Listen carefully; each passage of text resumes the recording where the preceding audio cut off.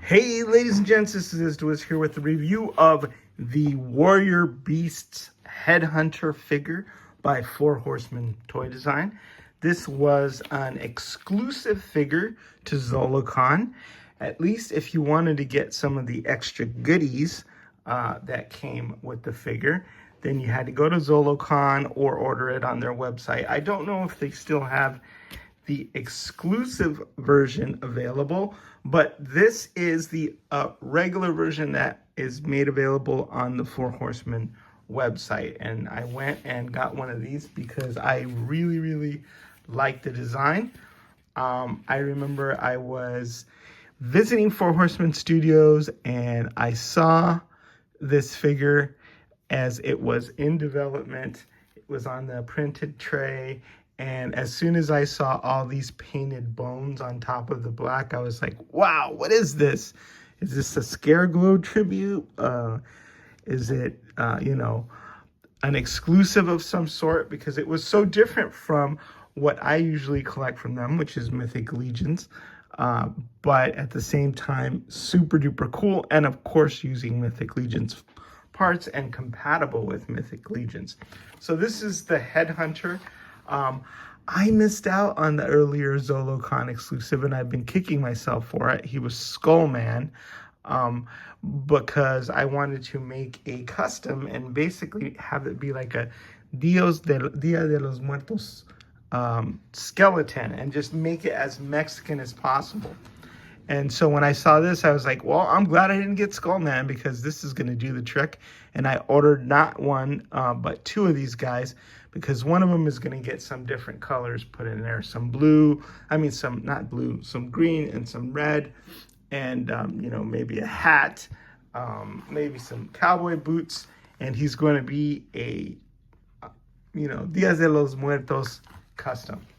But let's look at Headhunter, and here's the bio.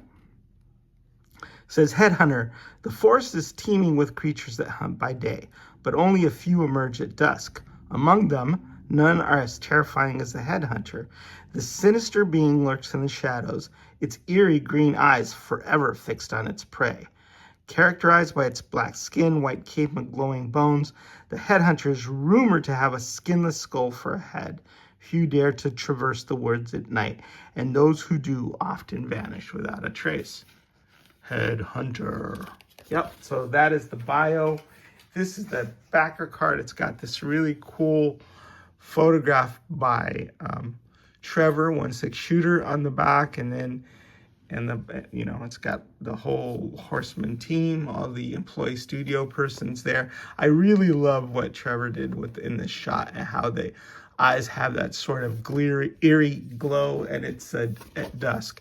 And then this is the front of the card, which is a, simple, but yet showcases the figure with some fire in the background there for dramatic effect. So, this is a simple figure, but oftentimes the design of a simple figure, if perfectly executed, it just, can make it look like a classic. And this one is very reminiscent of Scareglow from Masters of the Universe Classics.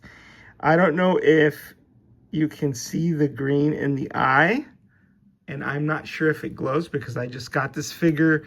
I put it in the dark. I thought I might have seen a glow, but I really wasn't able to get a full effect because it hasn't seen the light of day for very long. So you're going to have to look to see if it actually glows when it mentions the glowing bones in the bio. But even if it doesn't glow, and even if it's just in broad daylight, that green in the eye sockets there makes it look like it's glowing. This is the skull that it came with on the package, and it looks exactly the same as the second skull, except this one has an articulated jaw, which is why I swapped it in, because I like the articulated jaw. You can have different expressions and stuff, but you could close it and they could basically look virtually identical. So anyway, kind of cool that we get two heads with that, because obviously, there aren't a lot of pieces or extras in this standard edition, the standard release from Four Horsemen Toy Design. But having an extra head is really cool because, you know, you can have a companion figure or minions that serve this guy, kind of like Scareglow. It does have as accessories these skeletal painted hands, right? These are the ones that have the wrists that articulate that way. So it's got 2 extra skeleton hands. And I imagine that this extra paint that was put into the figure, right, probably added to the cost, and maybe the reason that it doesn't have a lot of other extra hands and just has a couple. But, you know, I usually just pop in 1 set of hands and that I'm good to go. But it has some other special pieces, so I'd like to point those out.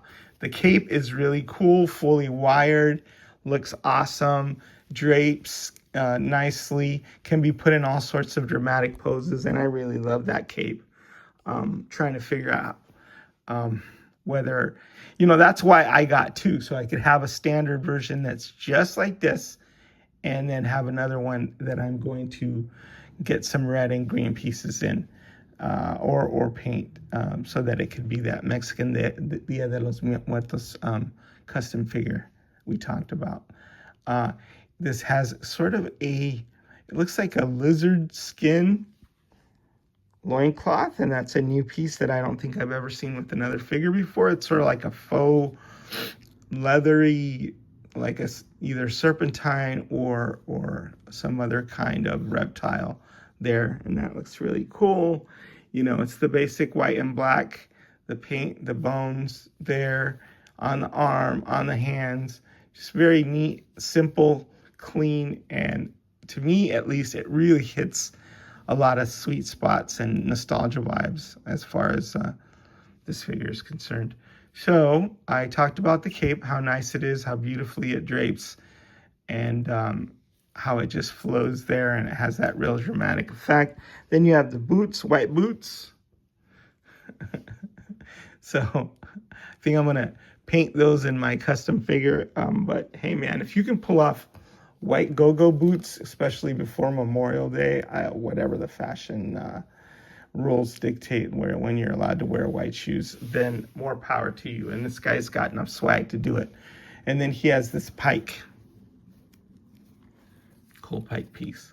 So yeah, I'm imagining this really opulent and versatile cape, this new loincloth piece, and all the extra paint that we have, all the extra paint details that they probably tampoed on there. And I don't know if these bones glow in the dark. Like I said, I got a faint hint of it, but you know, you're gonna have to go looking for that elsewhere. The other thing that's cool about this, like the white wraps and the white boots, is that I imagine they're gonna be easy to paint for customizers, and they're gonna love having those. So take a gander at that. Like I said, fully wired and superposable as far as the cape is concerned. So that is Headhunter. I'm going to show, kind of compare and contrast here. This is a skeleton that I made out of, I think it was a NECA Phantom of the Opera, and I added some boots to him. So you can kind of see this sort of Dia de los Muertos Mexican kind of vibe that I'm going to go for when I make my custom of this guy. It's funny because I ordered him twice. First I got him, and I ordered one, and it came, and I said, oh man, I don't know, I think I'm going to need another one, because I was going to sacrifice him for a custom. But he comes, he looks so cool as currently configured that I figured I'd be kicking myself if I customized him, and then later on I didn't have the original. And then here's one of my favorite figures from Masters of the Universe Classics, if not my favorite. I probably would rank Drago Man as my favorite, or right up there. But this is Scareglow from Masters of the Universe Classics, and you can see how cool they look. They look like cousins, right? Hanging out there together. Same sort of vibe, except right? That this has more, his bones are a bit thicker, and this guy has more black in them. So if you like skeletons, if you like figures that are, I think, easy to customize, if you like whoever this original character was, I'm not aware of, but I think Zolocon has their own lines, and then they also have IPs from the past that they explore. Makes me curious to go out and do some research and figure that out. So let me also show you, you can see I've got my Mexican themed set back here. A couple of things that were gifted me in the mail by Isra Lopez Mejorada. He custom painted up this Masters of the Universe Classics figure and made him a jaguar. How awesome is that? And he sent me this, and he sent me this one as well, which is a very fantastical half Black Panther, half leopard or black leopard for my collection, for my Aztec collection. This is going to go with my Tezcatlipoca, and I'm eagerly anticipating the Kickstarter from Jason Rodriguez. I went on Brick Something and I did a kind of a preview and a tease with Jason Demon Rodriguez on Brick Something, Brick Solo's channel. So more Mexican goodness coming up, even though I know this wasn't intended as a Mexican figure or a Días de los Muertos figures. The good thing about Mythic Legions is it can be whatever you want in your collection, especially if you have the paint and some paint and some inclination to do so. All right, is the Wiz signing out.